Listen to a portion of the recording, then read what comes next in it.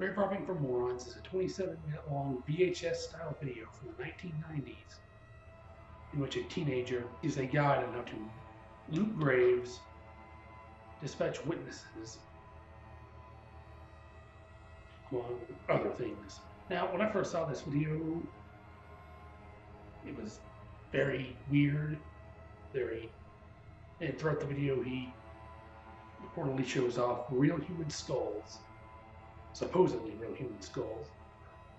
At the end of the video, it claims he promises to dig up Harry Houdini's grave, which, by all accounts, and according to most of the internet, nothing ever materialized of this, so whether or not he went through with this promise is unknown. I'm going to play portions of the video,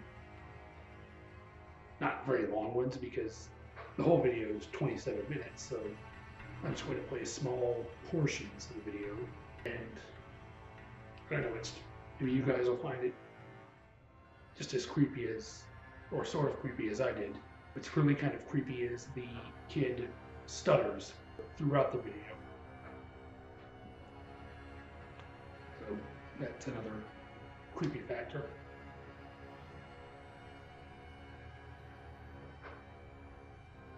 Oh, and I shall warn you, at one point in the video he does show off human skulls, which are supposedly, so this might be a little graphic, sort of.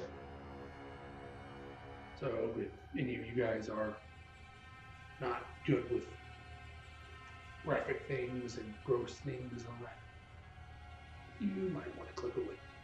So here's some portions of the video. On this big, alright, if it's a male, you might have lines like that from the baldness. Okay? Now, so what you do is you grab it around here. You grab it here and peel it back like that. Okay? Peel it back, alright, and it'll pull off, it'll make a disgusting sound. So let's say it's someone important, right? Alright, so you take a sample of the that mustache, right? Okay, so you to make sure that it's authentic, or you take the dentures and you make sure they're with them, so that way the person knows who this person is. All right.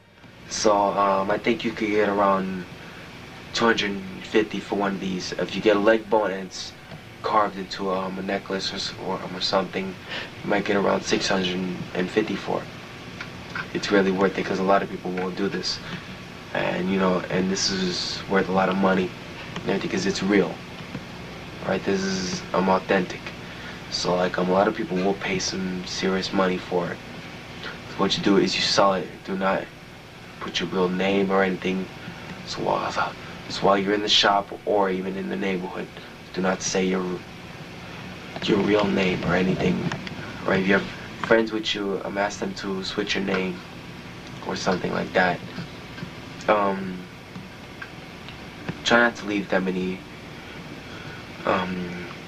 clues around, like videotapes, like exactly what we're making now. Don't make that many of them. Alright, don't make tapes, do not make records, because if you are caught, if they find those in your house, you will get caught badly.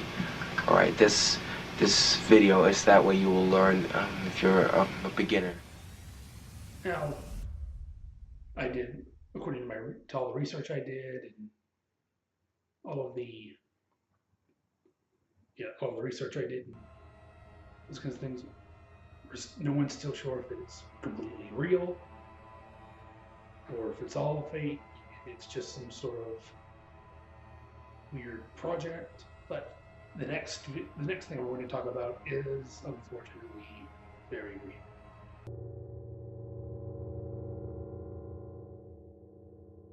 I'm going to be talking about the death of Elisa Lam. She was a 21-year-old student from Canada who, on her trip in the U.S., was visiting the Cecil Hotel in Los Angeles, California. And for a little background, the Cecil Hotel has a lot of dark and messed up and fucked up history behind it. a lot of serial killers and criminals who did their crimes and operated in the Los Angeles or Southern California area stayed at the hotel, including Richard Ramirez, aka the Night Stalker, who killed 14 people between 1984 and 1985 in the city of Los Angeles, California. And Jack Unterweger, who was a prostitute killer in the early 1990s, because the hotel was near 7th Street, which was a popular spot for prostitutes in that area of Los Angeles. Elisa Lam witnessing on January 31st, 2013, after being seen on a security camera video captured from one of the hotel's elevators as she began acting real strange. I'm also going to show a good portion from the elevator.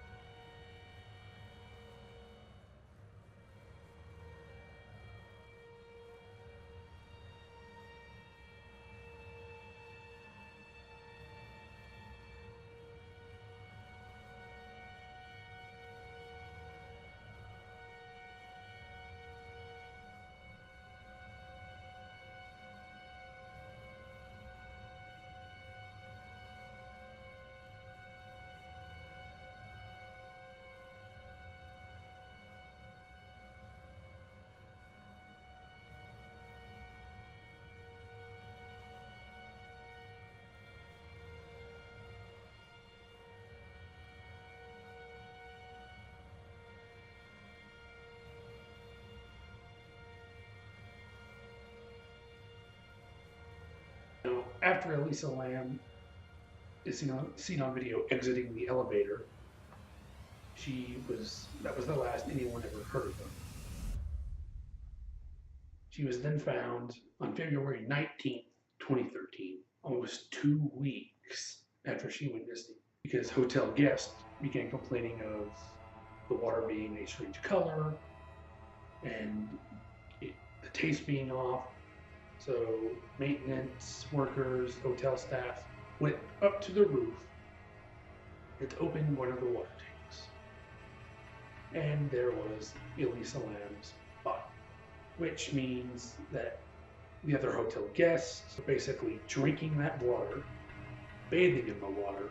And as the investigation began, people wondered, okay, how did she get up to the roof? It was supposed to be locked by hotel staff when no one was up there. Elisa Lam's parents stated that the daughter was on a number of antidepressant and mood stabilizing prescription drugs, including Dexedrine, Lamictal, Seroquel, and Welbit, which again were all antidepressant or mood stabilizing prescription drugs. Now, according to the toxicology report, at least one of the antidepressant drugs were found in her bloodstream and in her bowel. Prescription drugs that she was supposed to have taken were not found in her system.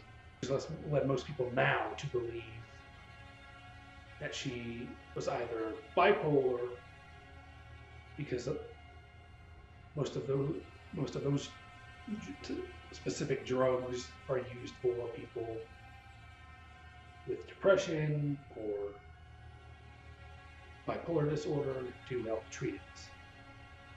So that has led most people to believe that she suffered that because she had taken only one of her medications and missed the others, that she went into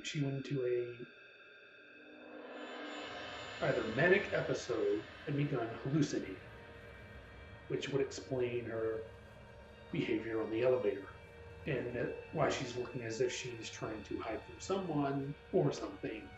And apparently the roof on that day was unlocked, which if she had been hallucinating, as she would have been able to climb open, and in her hallucinogenic state, her adrenaline would have been pumping, and she could have gotten the strength to open the door to the particular water tank she was found in, which is possible because it was apparently open, climb in, and shut the door on herself in order to escape from whatever she believed was following her, which then she drowned. That is the, as of now, most believed theory on her death. But other theories ranged from, which I personally thought myself when I first saw the whole thing, was that she was murdered. Which is also believable because of the seedy reputation of the hotel and its reputation of murders, and suicides, things like that. Which is what I personally thought. That is what I believe, that she had been murdered, because the hotel staff would have been the only ones to know where the roof to the building was and have keys to access the roof and water towers. But as I'm doing my research for this video, I now believe that she likely had some sort of maybe mental illness or manic episode, hallucinated, and climbed up onto the roof and into the water tower to get away from whatever she believed was following her. So guys, those are just a few of the cases that I wanted to cover for this video. I originally wanted to do a list type of video, but I figured a lot of other YouTubers have done those kinds of videos. And I don't know, I didn't want it to be generic. It sounded as if I was reading a script.